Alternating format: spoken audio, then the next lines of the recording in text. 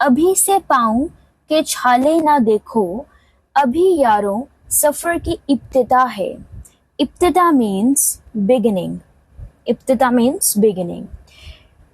अभी से पाँव के छाले ना देखो, इट मीन्स अभी हमें अपने पाँव के छाले नहीं देखने हैं, अभी तो जस्ट हमारा सफर शुरू हुआ है। Hello everyone, so in today's class, firstly we'll do the 5 questions, 5 MCQs from the previous lecture, and afterwards we'll do the next 30 idioms and phrases, and afterwards we'll also do word of the day. Okay अब हम ऐसे ही करेंगे, अपनी class को हम start करेंगे motivational quotation से, फिर हम 5 MCQs करेंगे from the previous lecture, and afterwards हम नेक्स्ट 30 idioms and phrases समझेंगे, और उसके बाद we'll also try to learn one new word in every class. Okay, so first question is, wait a minute. Okay, so a first question is, to take the cloth. To take the cloth, options are to become a priest, B, walk carefully through, C, happy period of life, and D, asking someone to leave. Yes, the right answer is A, to become a priest. If I talk about option number B, that is walk carefully through, इसका idiom and phrase क्या था? Threaded his way out. हम साथ साथ में पिछले भी revise कर लेंगे. Okay, threaded his way out. Happy period of life. Happy period of life. What does it mean? Salad days. It means salad days. और बहुत जल्द आपका हैप्पी पीरियड आने वाला है when you get selected and when you get the job. Okay? And asking someone to leave. जब asking someone to leave की बात थी, हम क्या करते हैं वहां पे डोर दिखाते हैं. Okay, so it means showing the door. इसके लिए idiom हमारे पास क्या था? Showing the door. Okay, so next question is, to hang fire. To hang fire, options are to move very quickly, second to delay, C, under all conditions, D, to turn someone angry. Okay, yes, the right answer is to delay. The right answer is to delay. To move very quickly. सभी अपने comment box में लिख दें अभी, to move very quickly. इसके लिए हमने कौन सा इडियम पढ़ा था? इसके लिए हमने पढ़ा था to go like the wind. To go like the wind. Okay, next idiom is under all conditions. इसके लिए हमने कौन सा इडियम स्टडी किया था? इसके लिए हमने किया था through thick and thin. Under all conditions, through thick and thin. And to turn someone angry.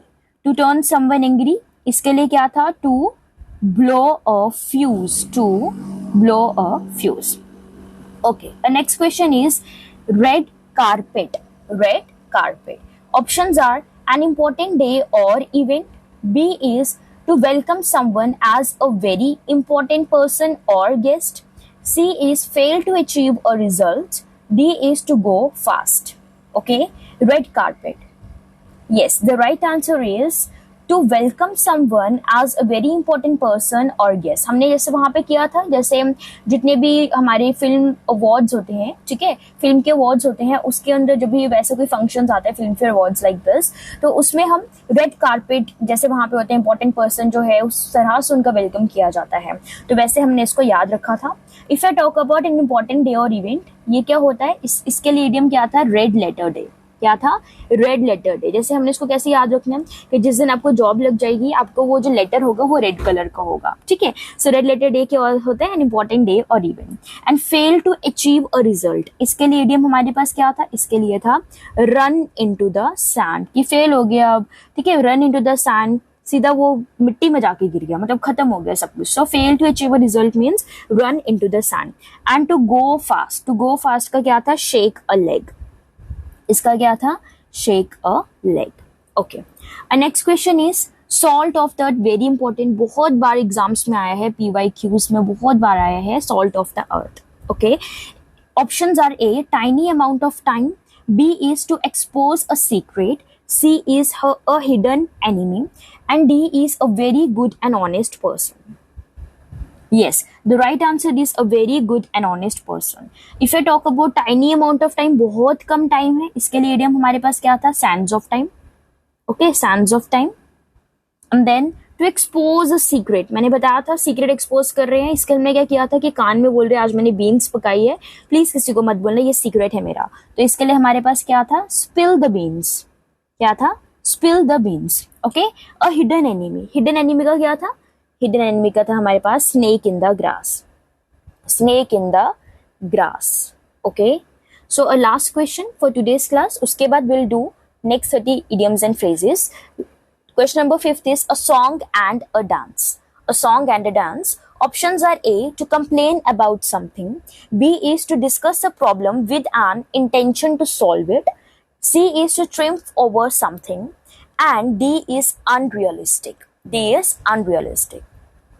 Yes, the right answer is to complain about something. हमने कैसे याद किया था, जैसे हमारे नेबर में कोई आया है, उसने डीजे लगा दिया है, ऑब्वियसली वो नाच रहा है, डांस कर रहा है, तो हम कंप्लेन करेंगे उसके लिए। A song and a dance क्या होगा, to complain about something. To discuss a problem with an intention to solve it, इसके लिए क्या था, इसके लिए हमारे पास इडियम था talk turkey, talk turkey is the idiom. Okay, to triumph over something, okay, इसके लिए हमारे पास क्या था, टू क्रो ओवर, जेक्टिंग मारते हैं, ठीक है, ठीक है, अब ज्यादा बोलते कि हम जीत गए, हम ऐसे हैं वैसे हैं, तो उसके लिए we have the idiom to crow over. Unrealistic हमने किया था, एक लड़की है, उसने आगे क्या लगा दिया, एक ग्लासेस उसने पहन लिए, सब कुछ उसको अनरियलिस्ट, रियलिटी में नहीं है, ग्लासेस पहन के अनरियलिस्टिक की तरह देख रही है। सो उसके लिए क्या था वहां पे, to look through rose coloured glasses, to look through rose colored glasses.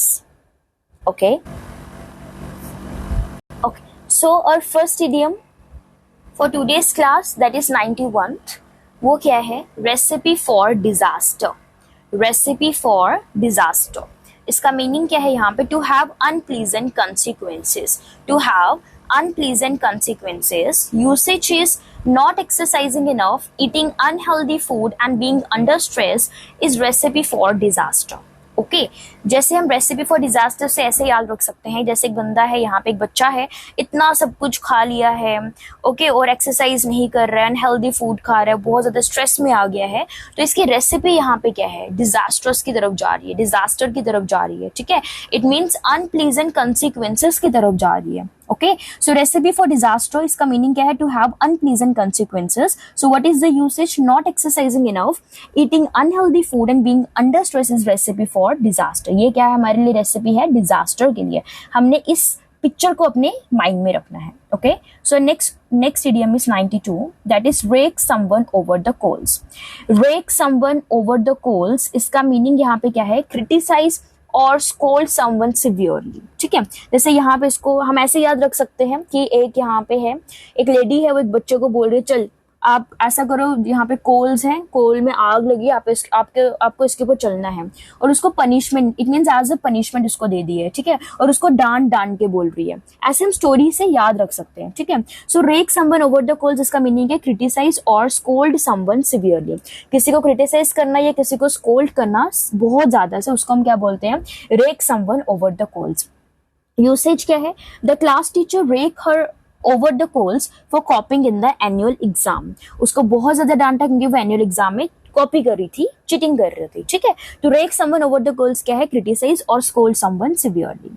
और next idiom is 93, that is rain on your parade. Rain on your parade, it means ruin your pleasure or your plans, ruin your pleasure or your plans। जैसे हम rain on your parade, हम ऐसे देख सकते हैं, जैसे अगर हमारी परेड चल रही है, सपोज हमारा कोई फंक्शन है, परेड चल रही है, एकदम से बारिश आ गई, ठीक है, तो प्लान हमारा ruin हो गया। Okay, so rain on your parade क्या होगा, ruin your pleasure or your plans। जैसे यहाँ पे यूसेज पहले समझते हैं, I am sorry to rain on your parade but you are not allowed to have alcohol on the premises. जैसे वहां पे कोई फंक्शन होगा, वो अल्कोहल रखना चाहते हैं, बट उन्होंने क्या कर दिया, उस अल्कोहल के ऊपर जो थी, वहां पे बारिश आ गई तो वो अल्कोहल नहीं रख पाए। Okay, so rain on your parade का मीनिंग क्या है, जैसे परेड में सभी जा रहे हैं, एकदम से बारिश आ गई, प्लान उनका ruin हो गया, वैसे याद रख सकते हैं, ruin your pleasure or your plans। Okay, 94th is rack and ruin।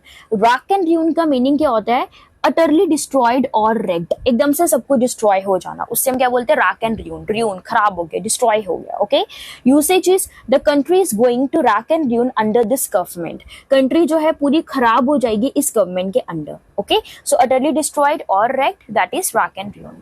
95th is read between the lines. यहाँ पे please make the correction here, read between the lines. Okay, read between the lines means read hidden meanings. जैसे यहाँ पे एक magnifying glass लेके हम यहाँ पे देख रहे हैं क्या है बीच में छुपा हुआ, क्या मीनिंग है इसका. सो read between the lines means read hidden meaning. Okay, usage is anyone who knew her well might have been able to read between the lines of her light-hearted message. जैसे अगर कोई उसको अच्छे से जानता है, वो जान जाएगा उसके light-hearted message का क्या मीनिंग था, hidden meaning क्या था. उसके लिए हम क्या यूज करेंगे, read between the lines. जैसे यहाँ पे lines है, मैग्नीफाइंग ग्लास है, ठीक है, तो हम बीच में से मीनिंग को फाइंड आउट कर रहे हैं, हिडन मीनिंग को, तो हम ऐसे याद रख सकते हैं, read between the lines means read hidden meanings. Okay.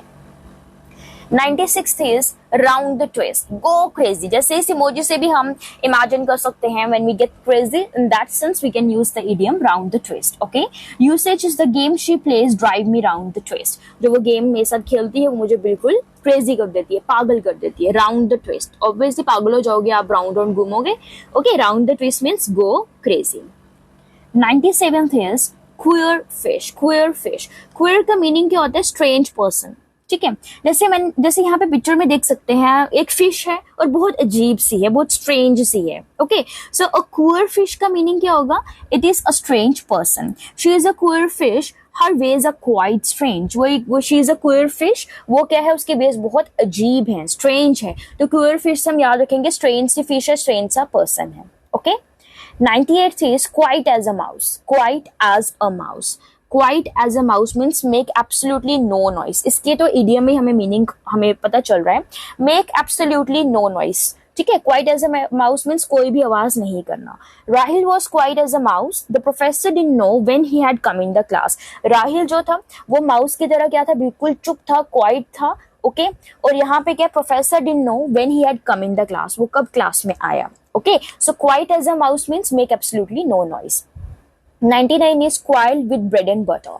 Quarrel with bread and butter, it means to act contrary to your best interest. जैसे इंटरेस्ट है यहाँ पे रेड लाइन पे है, इंटरेस्ट ग्रीन वाली साइड यहाँ पे होना चाहिए था बट यहाँ पे है. इट मीन्स बिल्कुल आप इंटरेस्ट जिस चीज का इंटरेस्ट है उसके बिल्कुल ऑपोजिट जाके बिहेव कर रहे हो, उससे क्या बोलेंगे, quarrel with bread and butter. Okay, so quarrel का मीनिंग क्या होता है, फाइट करना, और ब्रेड एंड बटर यहाँ पे क्या है, with food. It means with food means a kind of job के साथ हम वहां पे जहाँ पे हमारा इंटरेस्ट है, जहाँ पे हमारा काम बन रहा है, वहां पे हम लड़के आ जाएं, उस चीज को, उस कंडीशन को हम क्या बोलेंगे, quarrel with bread and butter. Means क्या है, to act contrary to your best interest. So what is the usage, Ritesh picked up an argument with his boss in the meeting, he quarrelled with bread and butter and lost his job. जैसे रितेश ने एक argument अपने boss के साथ कर लिया meeting में, उसने अपने ही पांव पे कुल्हाड़ी मार दी. ठीक है, सो अपने ही पांव पे कुल्हाड़ी मार दी, उसने अपने जो बेस्ट इंटरेस्ट है उस पे उसने काम नहीं किया वहां पे, और अपनी जॉब उसने वहां पे खो दी. Okay, so quarrel with bread and butter, इसका मीनिंग क्या है, to act contrary to your best interest. Okay, मतलब ऑपोजिटली आपने वहां पे बेस्ट इंटरेस्ट ऑपोजिटली एक्ट करना. 100th is poker face. 100th is poker face. Poker face का meaning क्या होता है, an expression on someone's face that doesn't show what they are thinking और फीलिंग. जैसे कोई ऐसे होते हैं ना कि अगर वो कुछ जीत भी जाए तब भी वैसा मुंह बना के रखते हैं, हार जाए तब भी वैसा मुंह बना के रखते हैं, और हमें उनका एक्सप्रेशन देख के पता ही नहीं चलता है कि वो क्या सोच रहे हैं, क्या फील कर रहे हैं. ओके, सो उसको हम क्या बोलेंगे, पोकर फेस. पोकर फेस का होगा ऐसा एक्सप्रेशन किसी के फेस पे that doesn't show what they are thinking और feeling. Usage is Rahul kept a poker face after being declared the winner. Rahul जीत गया तब भी वो पोकर फेस है, समझ नहीं आता वो खुश है या नहीं है. Okay, so that is called poker face. Okay, next idiom is 101, that is play fast and loose. Play fast and loose का मीनिंग क्या होता है, behave in an irresponsible manner and not to respect rules. जैसे जल्दी जल्दी काम करना, बाद में हार जाना. इसका मीनिंग क्या है, एक इररिस्पॉन्सिबल मैनर में आप काम कर रहे हो, रूल्स की रिस्पेक्ट नहीं कर रहे हो. जहां जितना टाइम लग रहा है वहां टाइम लो, अच्छे से कॉन्सेप्ट को क्लियर करो, फिर आगे बढ़ो. सो इररिस्पॉन्सिबल वे में आप बिहेव करोगे, रिस्पेक्ट नहीं करोगे रूल्स को, इतने से बहुत फास्टली प्ले करो. तो प्ले फास्ट एंड लूज, इसका मीनिंग ये होता है. यूसेज क्या है, the famous reporter of news channel is known for playing fast and loose with the facts. कि वो क्या करता है, irresponsible manner में बिहेव करता है, रिस्पेक्ट नहीं करता रूल्स को, और वो एंड में जाकर जो उसको बोलना होता है वो नहीं बोलता है. So play fast and loose का मीनिंग क्या है, behave in an irresponsible manner and not to respect rules. 102 idiom is pieces of the same cake. Okay, pieces of the same cake. What does it mean? इसका meaning यहाँ पे है have the same characteristics or qualities. Have the same characteristics or qualities. जैसे pieces of the same cake, एक ही cake है, obviously उसके हर एक जो पीस होगा उसका सेम कैरेक्टरिस्टिक होगा, सेम क्वालिटीज होंगी, ठीक है. तो वही यहाँ पे मीनिंग है. Usage the boy found the project to be a piece of cake to be a piece of cake because it was incredibly easy. उसको जो भी उसको प्रोजेक्ट दिया गया उसको पीस ऑफ केक लगा क्योंकि उसके सेम कैरेक्टरिस्टिक सेम क्वालिटीज क्योंकि वो बहुत ज्यादा इजी था. ओके, सेम कैरेक्टरिस्टिक्स और same qualities in simple terms, that is called pieces of the same cake. Next हमारे पास है 103, दैट इज पे ऑन द नेल. पे ऑन द नेल का मीनिंग है पे प्रॉम्प्टली इन कैश, एकदम से कैश दे देना, ठीक है. पे प्रॉम्प्टली, एकदम से कैश दे देना, कैश में पे करना, उससे बोलते हैं pay on the nail. Okay, usage है my landlord is a bit of noisy fellow but as long as I keep paying him rent on the nail he doesn't utter a word. जैसे क्या बोल रहे हैं कि मेरा landlord बहुत एक नॉइजी फेलो है, लेकिन जैसे ही मैं उसको एकदम से कैश सामने रखता हूँ, वैसे पैसा सामने रख रहे हो तो वो कुछ बोलते ही नहीं है. सो पे ऑन द नेल क्या, pay promptly in cash. Okay, 104th is parrot fashion. Parrot fashion का मीनिंग क्या होता है? Learn something word to word, word to word किसी चीज को समझना, ठीक है, that is called parrot fashion. Word to word हम लर्न कर रहे हैं, वर्ड टू वर्ड लर्न कर रहे हैं किस चीज को, that is called parrot fashion. Okay, usage is during a English lecture we have to recite passages from the book parrot fashion. Word to word हमें लर्न करना होता है अपने इंग्लिश लेक्चर में, that is called parrot fashion. ठीक है, जैसे तोता बोलता है ना एकदम से, जैसे वर्ड टू वर्ड हम पढ़ाते हैं वैसे वो बोलेगा, जैसे वर्ड टू वर्ड सुनेगा वैसे वो बोलेगा. So parrot fashion is like this, learn something word to word, किसी चीज को पढ़ना, ठीक है. Usage during a English lecture we have to recite passages from the book parrot fashion. 105th is put the cart before the horse. Put the cart before the horse. Put the cart before the horse, इसका meaning क्या है? Doing things in a wrong manner or order. जैसे यहाँ पे कोई भी चीज आप wrong manner में कर रहे हो, ठीक है, wrong, जैसे wrong के लिए हमने यहाँ पे रेड कलर लगाया, गलत हो गया, ठीक है, रेड सिग्नल आ गया यहाँ पे, ठीक है, रेड सिग्नल यहाँ पे आ गया, that is called put the cart before the horse. It means doing things in a wrong manner or order. Usage क्या है? Ritesh has put the cart before the horse in most of his assignments. It means Ritesh जो है वो क्या करता है, maximum अपने assignment को क्या करते हैं, रेड सिग्नल दिखाते हैं, मतलब रॉन्ग ऑर्डर में करता है. So put the cart before the horse, it means जो चीजें हैं आप रॉन्ग मैनरी ऑर्डर में कर रहे हो. Okay, 106 is paper over the cracks. Paper over the cracks. What does it mean? To hide problems, especially arguments between people, in order to make situation seem better than it really is. देखो, paper over the cracks, इसका meaning क्या है? अपनी problems को छुपाना, specially उन arguments को छुपाना जो लोगों के बीच में है, ताकि आप ऐसा दिखो कि कुछ है ही नहीं, सब कुछ बिल्कुल ठीक है, ठीक है, जो आजकल यही कर रही है दुनिया, सब कुछ ठीक है हमारे बीच में. सो प्रॉब्लम्स को हाइड करना, उसके लिए हमारे पास इडियम है paper over the cracks. So what is the usage? She try to appear over the cracks. She tried to paper over the cracks, but I could see that the relationship was failing.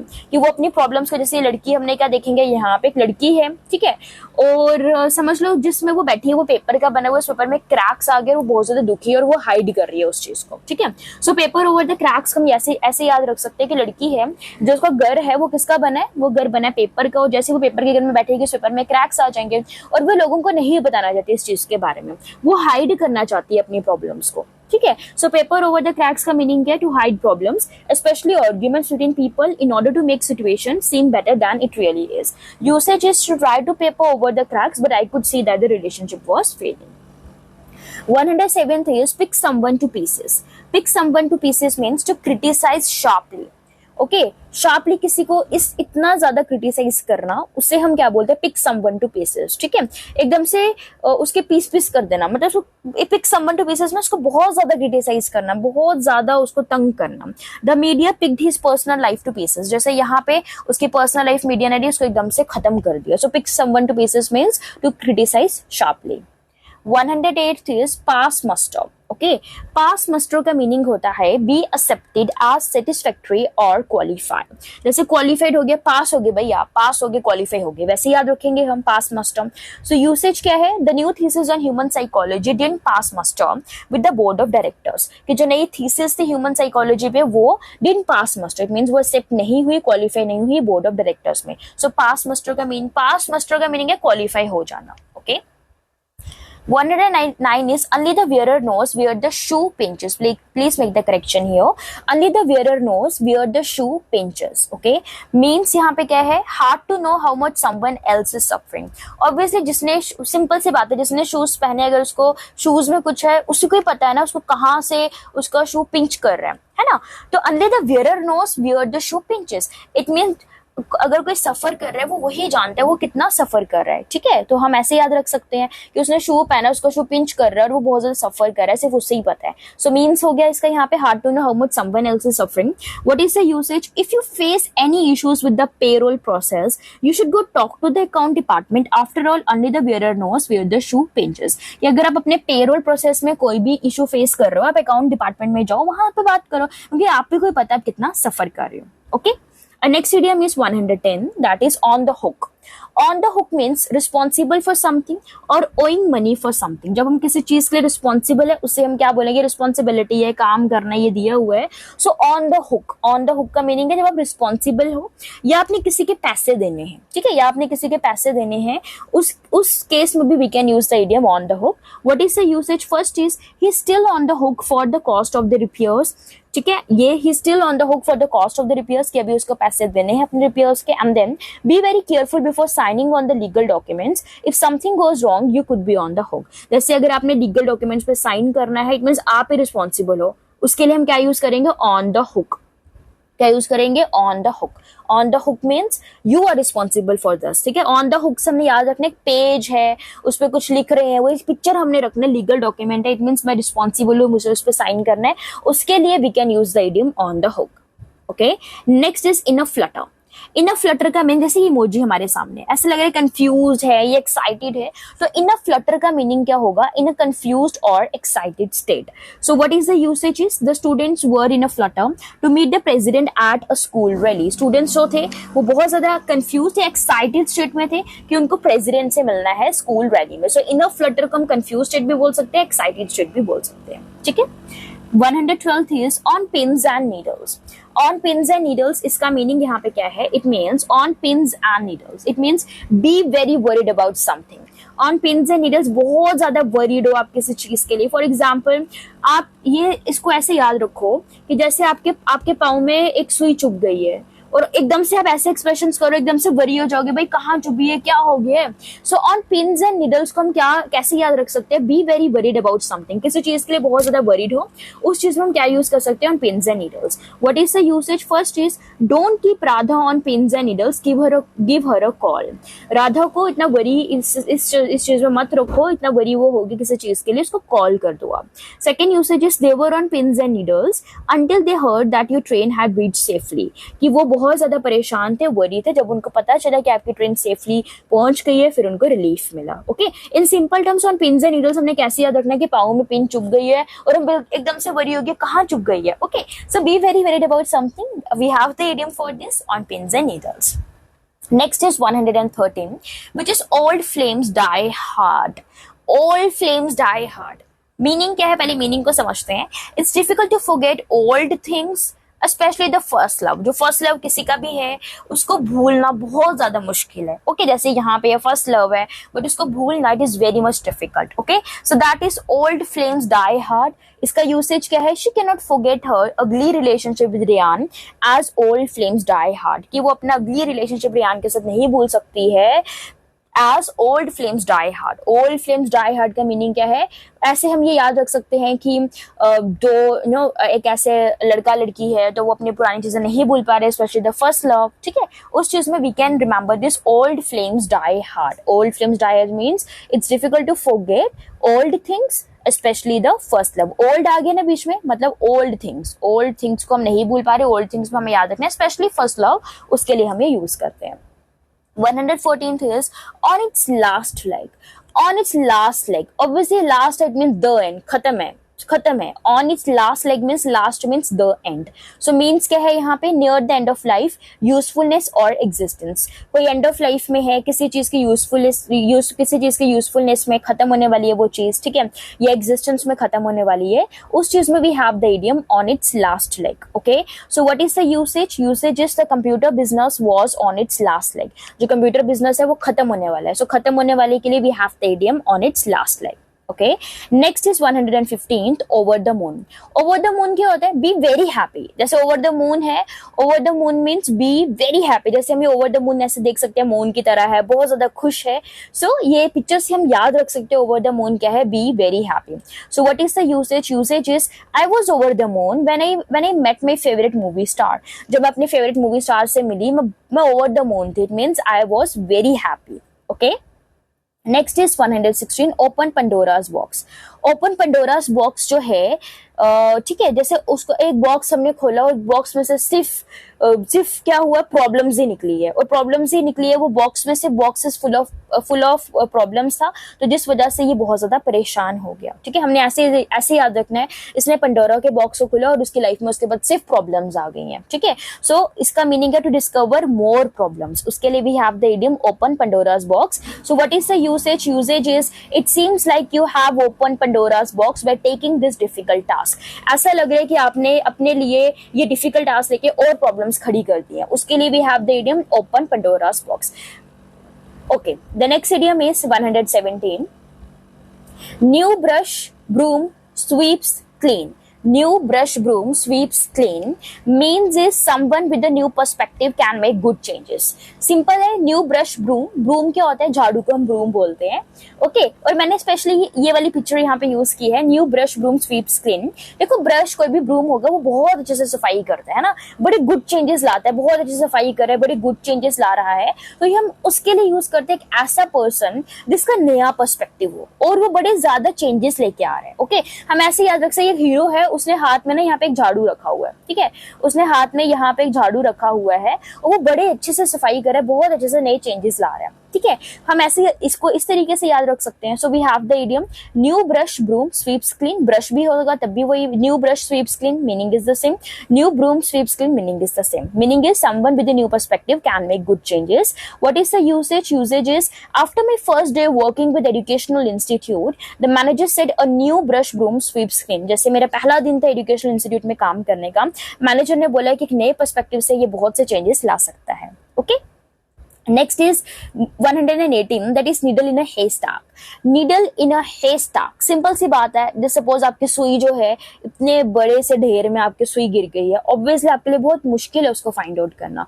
इसका meaning भी वैसे, something that is very difficult to find. कोई ऐसी चीज जो बहुत difficult है find out करना, उसके लिए what is the idiom? Needle in a haystack। Okay, so usage is trying to find out my gold earring on the road was like looking for a needle in a haystack। जैसे किसी का gold earring road पे गिर गया, अब हमें क्या पता कहाँ, कौन सी रोड पे कहाँ गिरा है। ओके, सो उसको फाइंड आउट करना वो कैसे है?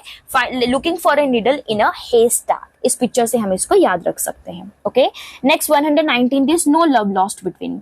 नो लव लॉस्ट बिटवीन, इसका मीनिंग है डिसलाइक। जैसे यहाँ पे डिसलाइक, इस इमोजी से देख सकते हैं डिसलाइक है।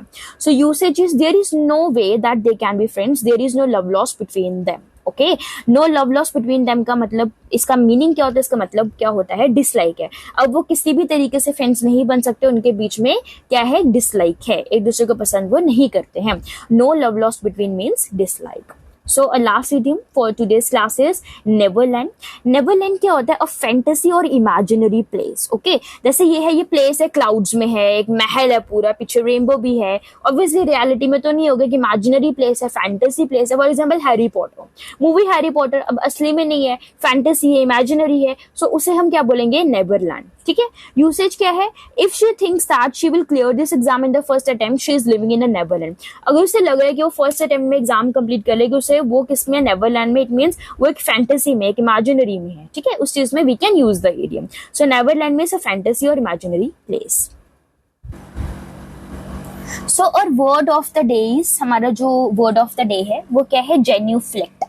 जेन्यूफ्लेक्ट का मीनिंग क्या होता है? Bend the knees and go in church और बिफोर अ रिलीजियस सुपीरियर और इमेज। देखो, जेन्यूफ्लेक्ट क्या होता है? इस तरह से, जब जैसे ये पिक्चर में हम देख रहे हैं, इस तरह से जब कोई बेंड करता है अपनी नीज को, सिर्फ एक नी को बेंड करेगा, जैसे चर्च में होता है, ये किसी भी रिलीजियस इमेज है, कोई सुपीरियर है, उसके आगे बेंड करना नीज को, दैट पर्टिकुलर स्टेट, उसे हम क्या बोलते हैं? जेन्यूफ्लेक्ट। और यूजुअली हमने ऐसा कहाँ पे देखा है? हमने शाहरुख खान की मूवीज में देखा है कि शाहरुख खान कैसे अपनी एक्ट्रेस के आगे झुकता है, ठीक है, एक नी पे। उस कंडीशन को हम यहाँ पे क्या बोलते हैं? जेन्यूफ्लेक्ट। ओके अब मैं आपको एक होमवर्क दे रही हूँ। आपका होमवर्क ये है, इस क्लास में हमने हम स्टडी किया था pieces of the same cake. Okay, pieces of the same cake. आपको सबको कमेंट बॉक्स में करना है what is the meaning of the pieces of the same cake. Thank you everyone.